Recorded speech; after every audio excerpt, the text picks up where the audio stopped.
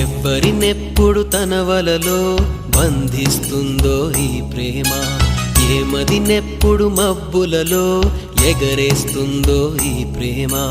అర్థం కాని పుస్తకమే అయినా గాని ఈ ప్రేమ జీవిత పరమార్థం తానే అనిపిస్తుంది ఈ ప్రేమ.